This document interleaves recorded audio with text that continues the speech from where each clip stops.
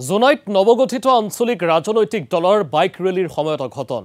জোনাই জাগৰণ মঞ্চ নামৰ দলটোৰ ৰেলীৰ সময়ত একাংশ লোকৰ বাধা প্ৰদান আৰু শিলগুটি নিক্ষেপ। ঘটনাক কেন্দ্ৰ কৰি সৃষ্টি হ'ল উত্তপ্ত পৰিস্থিতিৰ।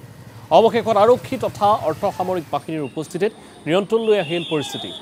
মিচিং জনগোষ্ঠীৰ একাংশ বলিষ্ঠ নেতা আৰু ৰাজু মেডুকৰ নেতৃত্বত গঠন হোৱা জোনাই জাগৰণ মঞ্চৰ উদ্যোগত যুৱ প্ৰতিনিধি সভা অনুষ্ঠিত কৰাৰ উদ্দেশ্যে আজি এক বাইক ৰেলীও উলিওৱা হৈছিল। জোনাই সদৰৰ পৰা উলিওৱা এই বাইক ৰেলীত ৫ শতাধিক লোকে অংশগ্ৰহণ কৰিছিল। কিন্তু জোনাই টাকে তিনিআলিত ৰেলীত অংশগ্ৰহণকাৰী আৰু একাংশ লোকৰ মাজত প্ৰথমে তীব্ৰ বাক বিতণ্ডা আৰু পাছলৈ আক্ৰমণ প্ৰত্যাক্ৰমণৰ দৰে ঘটনাও সংঘটিত হয়।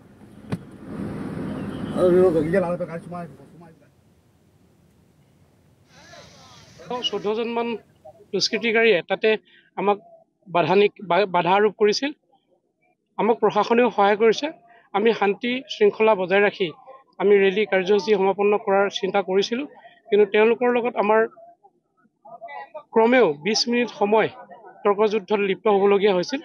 তাৰপিছত প্ৰশাসনে আমাক সহায় কৰিছে। তাৰ পৰৱৰ্তী সময়ত আমি তাৰ পৰা ওলাই আহিবলৈ সক্ষম হৈছোঁ। শিলগুটি দলি আছে। আঘাত আমাৰ সতীৰ্থ দুজন আঘাত হৈছে, এজন ভৰিত আৰু এজন মূৰত। তাৰপিছত তেওঁলোকৰতো একো হোৱা নাই, তেওঁলোক পাছত পলাই গৈছেগৈ।